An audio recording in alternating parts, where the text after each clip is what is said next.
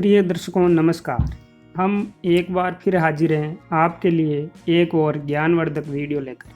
प्रिय दर्शकों, आज के वीडियो में हम एक छोटी सी लेकिन बहुत ही ज्ञानवर्धक कहानी लेकर आए हैं, लोमड़ी और कछुए की दोस्ती की कहानी।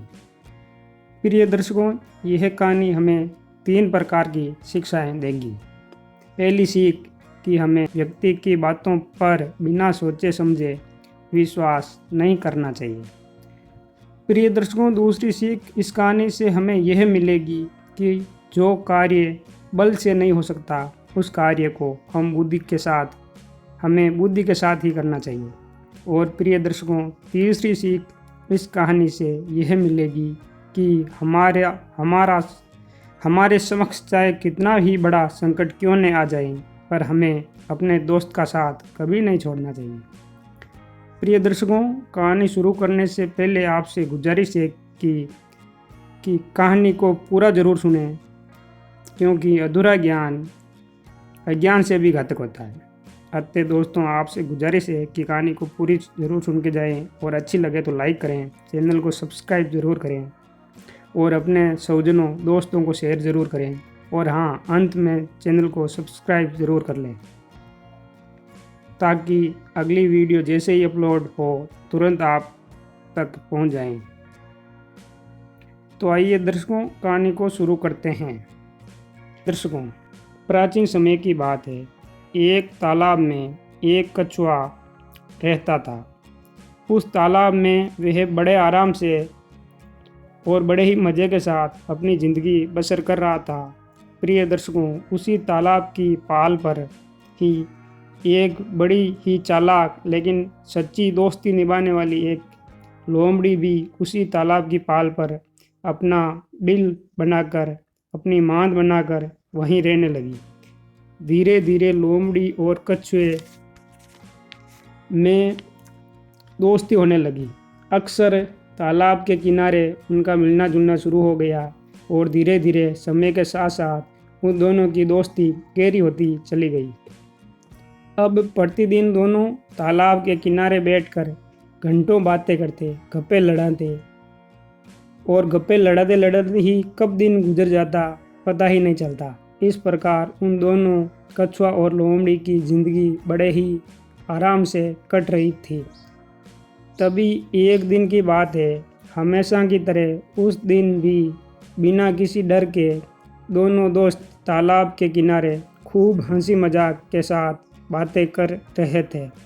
तभी पास ही घात लगाकर बैठे एक शेर का उन दोनों पर जोरदार हमला होता है। प्रिय दर्शकों, इस हमले में किसी तरीके से लोमड़ी तो बच निकलती है और अपनी मांद में, अपने बिल में घुस जाती है, मगर कछुआ बेचारा वैसे भी धीरे धीरे चलता है तो वह शेर का शिकार हो जाता है।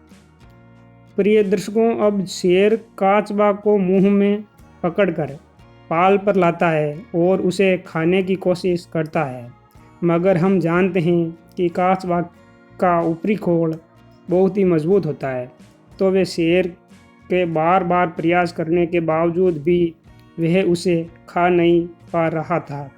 शेर ने कई बार अपने पंजों से कछुआ के शरीर के खोल को कुरेदने का प्रयास किया। कई बार अपने मुंह से उसे नोचने की कोशिश की, मगर हर बार वह असफल हो ही जाता था। और इस प्रकार शेर कछुआ को खाने में, अपना भोजन बनाने में असफल हो रहा था। यह सब नज़ारा लोमड़ी अपने बिल से गर्दन बाहर निकाल कर देख रही थी। जब लोमड़ी ने देखा कि बार बार प्रयास के बावजूद शेर कछुआ के शरीर के खोल को नोच नहीं पा रहा था, तो उसे बड़ा सुकून मिला कि उसका दोस्त कछुआ अभी तक तो जीवित है, मगर इसे कब तक बचाया, ऐसे कैसे बच पाएगा, ये कब तक ये जीवित रह पाएगा। मुझे ही अपने दोस्त की जान बचाने के लिए कुछ करना पड़ेगा, मगर क्या करूं, मैं शेर को आमने सामने के युद्ध में तो कभी नहीं हरा पाऊंगी और काचबा के साथ साथ मैं भी शेर का निवाला बन जाऊंगी। प्रिय दर्शकों, अब लोमड़ी ने बड़ी गहनता के साथ काचबा को बचाने का उपाय सोचने लगी। प्रिय दर्शकों, बड़े बुजुर्ग कहते हैं कि समस्या चाहे कितनी भी बड़ी हो, अगर उस पर गंभीरता से विचार किया जाए तो उस समस्या का हल भी जरूर मिल जाता है। लोमड़ी के साथ भी यही हुआ। अंत में अब उसे उपाय सूझ गया। वे शेर से बोली, अरे शेर दादा, काचबा का खोल बड़ा ही उतार सकता। अगर तुम चाहो तो मैं उसे खोल को गर्जना के साथ लोमड़ी को धमकाते हुए कहा, बोल जल्दी जल्दी बोल, नहीं तो मैं तुझे भी खा जाऊंगा। लोमड़ी ने बड़ी विनम्रता से कहा, शेर दादा को नहीं पता कि कोई भी कठोर चीज़ को कुछ देर तक पानी में भिगो।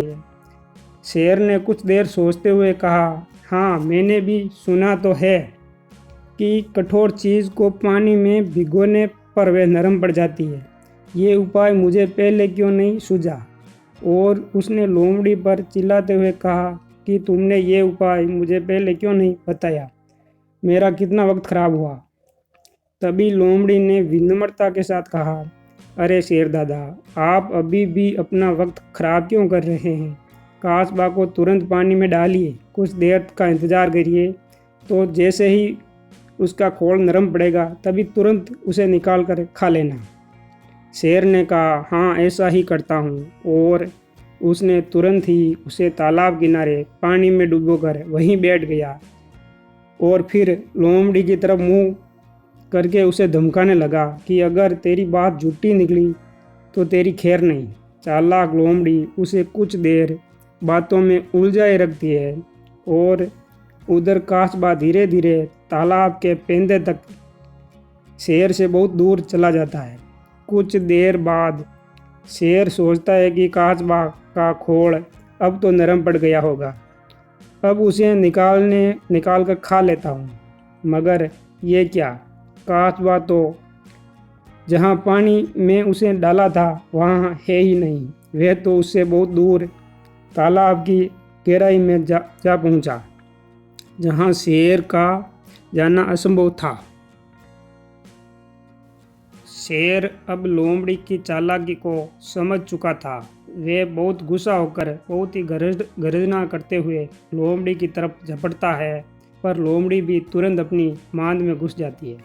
शेर अपना मुंह लटकाकर धीरे धीरे जंगल की ओर चला जाता है। अगले ही दिन से शेर तो जंगल में चला जाता है। शेर अपना मुंह लटकाकर धीरे धीरे जंगल की ओर चला जाता है। अगले ही दिन से उन्हें काचबा और लोमड़ी की जोड़ी जब मिलती है तो दोनों दोस्त शेर की मूर्खता पर दिन भर हंसते हैं। अब फिर से वे दोनों दोस्त उसी तालाब के किनारे हंसी खुशी के साथ, मगर अब और ज़्यादा सावचेत रहकर कि कहीं शेर जो कि उनका दुश्मन है उन पर फिर हमला ना कर दें, इस बात का ध्यान रखते हुए दोनों दोस्त अब वापस ज़िंदगी को हंसी खुशी गुजारते हैं। प्रिय दर्शकों, इस कहानी से हमें 3 प्रकार की शिक्षाएं मिलती हैं। पहली कि जैसे शेर ने अनजान लोमड़ी, जिसे वह जानता ही तक नहीं था, उसकी बातों पर भरोसा करके अपना हाथ आया शिकार काचबा को गमा दिया। इससे हमें भी यही सीख मिलती है कि जिस व्यक्ति को हम जानते तक नहीं, ऐसे व्यक्ति की बातों पर विश्वास करने से पहले हमें 100 बार सोचना चाहिए। दूसरी यह कि सोचो, अगर लोमड़ी ने भी ताकत या जोर ज़बरदस्ती से शेर से लड़ने का प्रयास करती तो काचबा को तो नहीं बचा पाती, उल्टा खुद भी शेर का शिकार हो जाती। परंतु उसने बल की जगह बुद्धि का इस्तेमाल किया। हमें भी लगता है कि कोई काम जब बल से नहीं होता है तो उसे बुद्धि से करने का प्रयास करना चाहिए। बड़े बुजुर्ग हमें भी कह गए हैं कि बल से जो कार्य नहीं होता है वो बुद्धि से जरूर होता है। प्रिय दर्शकों, इसी कहानी से तीसरी सीख हमें यह मिलती है कि हमें हर संकट में अपने दोस्त का साथ नहीं छोड़ना चाहिए। सोचो, अगर लोमड़ी यह सोचती कि मैं तो अब इल्म से बाहर ही नहीं निकलूँगी। मेरी जान तो बच गई, तो क्या उसके दोस्त कासबा की जान बच पाती और फिर दोनों दोस्त हंसी खुशी मिल पाते। तो प्रिय दर्शकों, यह थी आज की छोटी सी कहानी। आप कमेंट में ज़रूर बताइएगा कि ये कहानी कैसी लगी और आप किस प्रकार की कहानियाँ सुनना चाहते हैं। हमारी टीम आपकी उम्मीदों पर ज़रूर खरी उतरेगी। जाते जाते आपसे पुनः निवेदन है कि चैनल को सब्सक्राइब ज़रूर कर लें ताकि आने वाले वीडियो का नोटिफिकेशन आपको ज़रूर मिले।